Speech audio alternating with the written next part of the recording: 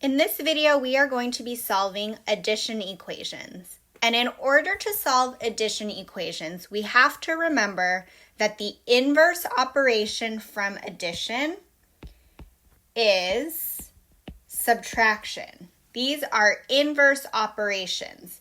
So if we have an addition equation, we need to undo with subtraction. When we have an equation, there are several parts that we want to pay attention to. We want to recognize that every equation is split down the middle at the equal sign. We have one side of the equation that has the variable that we're solving for, and the other side usually just has a number, especially in these one-step equations. So we've got two sides. The purpose of solving is to get x by itself. So we are trying to get this variable to be by itself. We see that it's not by itself because there is a number on this side of the equation, which is plus 4.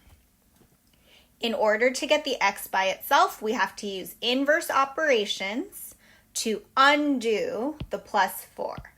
And we are going to do that by undoing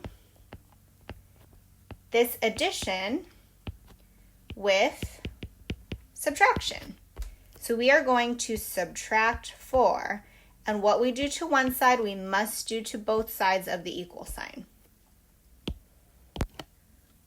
What we should see if we have done this correctly is that we have two numbers in this box that can cancel each other out. If we add 4 and subtract 4, we will end up with 0. So everything in this box turns into nothing, and that leaves us with x by itself. So I'm going to bring this x down. I keep my equal sign in the middle, and then I need to do 10 minus 4. And 10 minus 4 is 6. Now I have x by itself on one side and a number on the other side, which tells me that x equals 4.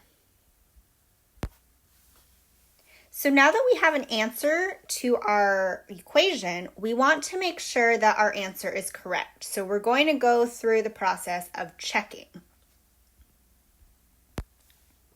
So the solution we got was x equals 6, and we want to see whether that is a correct answer to the equation x plus 4 equals 10. And what we're going to do is we're going to plug in the number 6 for our variable x. So wherever we see an x in this equation, we're going to replace it with 6.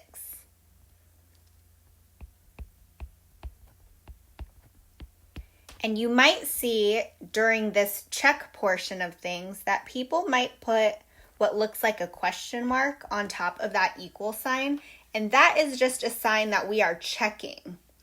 What we are looking for is for both sides of the equal sign to be the same.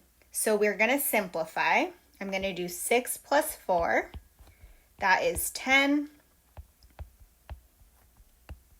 And now I see that both sides are the same. And because they are the same, that makes our solution correct, or this is true.